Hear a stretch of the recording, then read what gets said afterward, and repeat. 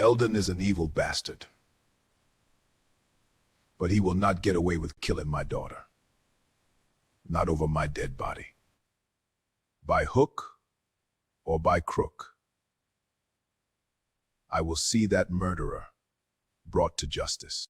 David swore, his voice low and resolute. He closed his eyes. In his mind, Lovette was a little girl again, his beautiful daughter, his princess, running towards him with that smile, calling for him, reaching for him with the unquestioning trust of a child who believed her father could protect her from anything.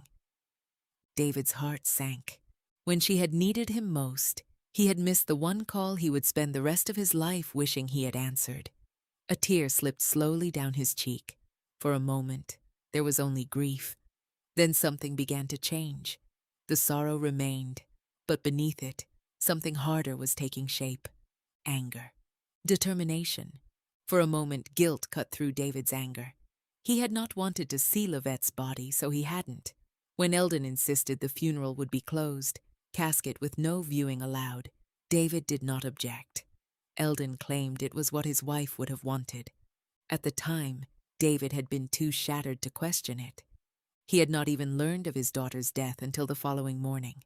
And the news had not come from Eldon, his own son-in-law. It had come from Eldon's secretary, who offered little beyond the news itself. In those first devastating hours, David had not cared what the police had documented or what the medical examiner had found. Shock had consumed him, swallowing every thought beneath the weight of a broken heart and a devastated mind. Now every detail demanded an answer. The police report, the autopsy, how quickly Levette's body had been released, the closed casket, the rushed funeral, the contradictions between what the family had been told and the truth someone had deliberately concealed behind the official record. What David had once been too grief-stricken to question had become the very thing he was determined to uncover. If he had to spend his last dollar, he would find out why someone had concealed the truth about Levette's death. And at the center of his suspicion stood Eldon, his son-in-law, Levette's husband, the man David now believed had the most to hide. David opened his eyes. The grief was still there, heavy and unrelenting. But now something else had taken hold. Purpose? The coffee in his cup had long gone cold. David reached across the table, picked up his phone, and called the private investigator, Leo Grant. After the formalities, David got straight to the point. Any leads yet? Mr. Matthews, don't worry, Leo replied. We should have something for you within the next few days. We're still waiting on Dr. Clarke's report. Once that comes in, we'll have a clearer idea of where to go next. Okay, David said quietly. A brief pause followed. Then Leo added, Give Dr. Clarke a call. It might help move things along. I will, David replied. David ended the call, but Leo's suggestion stayed with him. Dr. Clarke. David considered visiting her instead of calling, but the thought faded almost as quickly as it had come. He had never been particularly fond of hospitals. They always smelt the same. Cool air, disinfectant, something metallic beneath it all. A scent that reminded him of endings. Dr. Naomi Clarke had worked in that smell for 24 years, long enough to become one of the most respected private forensic pathologists in the field, long enough that most days she no longer noticed it. But some mornings, like this one, it felt heavier, as if the air itself knew something was wrong. She stood alone in the forensic review suite rather than the autopsy bay, staring at the banker's box on the stainless steel counter. No covered body, no instruments, just paperwork, discs, and preserved evidence. Levette heart, autopsy materials. This was not a fresh autopsy. It was a re-examination, which meant someone else had already told the story. Naomi was here to see if they had lied. She took a slow breath, opened the file, and began. Levette heart, 34 years old, reported fall in the bathroom. Cause of death listed as blunt force trauma. Manner listed as accidental. Naomi frowned. She had read thousands of reports. Most made sense. This one did not. Something about the phrasing bothered her. Too neat, too quick. Fall cases were messy. They came with uncertainty and speculation. This one read like a conclusion written first and justified afterwards. Worse, the omissions did not feel careless. They felt selective. Whoever had written the report had included just enough detail to support an accidental fall, and almost nothing that might challenge it. Minimal measurements, sparse descriptions, no discussion of alternatives. There was no radiology referenced, no X-rays, no CT scan. Nothing in the report indicated that imaging had ever been performed. Naomi checked twice to be certain. For a death attributed to severe blunt force trauma, the omission was troubling. Then she noticed the notation at the bottom of the evidence inventory, radiographic materials archived separately. Naomi went still. The imaging existed. Someone had simply left it out of the report. She flipped through the scene photos again. Bathroom tiles, broken shelf, water, Levette on the floor. But the body's angle looked wrong, too straight, too arranged. Naomi trusted instincts like that. Bodies told stories, and sometimes paperwork lied. Her phone buzzed. It was David, she answered. "Good morning, Mr. Matthews," she said warmly. "Good morning, Dr. Clarke," he replied, his voice rough with tiredness. "I am reviewing your daughter's original autopsy evidence now. Every photo, every slide, every scan." There was a pause. "I already see why you're concerned." "I need all the evidence to back up her voice recording," David said quietly. "After this review, I will determine the true cause and manner of your daughter's death." "I beg you," he said. "Please, don't let them stop you." "I won't," Naomi replied. She hung up and stared at the file again. Now the room felt colder, more serious. She had seen this before. Powerful families trying to control outcomes, quick rulings, minimal exams, paperwork pushed through too fast. But the dead did not care about power, and neither did she. The metal door opened behind her. Footsteps. Detective Marcus Reed stepped inside. He gave her a tight smile. "Morning, Doc." Naomi nodded politely. "Detective?" He glanced around the empty room. "No exhumation?" "Not unless necessary," she said. "We start with preserved materials. Most answers are already here." He leaned casually against the counter like this was routine. "The family's really struggling. They're hoping we can avoid making this bigger. Maybe we just leave it accidental and let them grieve." Naomi did not look up. "If it is accidental, the evidence will support that.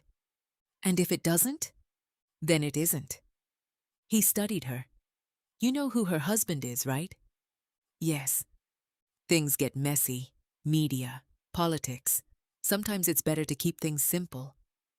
The words were casual. His eyes were not. "Simple for who?" Naomi asked. Marcus did not answer. He shrugged and left. But the tension stayed in the room after the door closed. She had seen that look before. Intimidation disguised as politeness. Naomi turned back to the evidence. She laid everything out methodically. Notes, measurements, photos, histology slides, toxicology reports, imaging discs. Everything documented, everything careful. At first, nothing obvious. Then she noticed something strange. No fractures. For a supposed hard fall onto tile, there should have been at least one broken rib or wrist. There was nothing. Her pulse quickened. She retrieved the separately archived radiographs and clipped them onto the light board. The films glowed white. She scanned slowly. Skull, spine, ribs. Then she saw it. 3 tiny bright shapes, perfect circles. Too dense to be bone, too precise to be artifact. She leaned closer. "No," she whispered. The radiographs were enough to make her pulse quicken, but she wanted confirmation.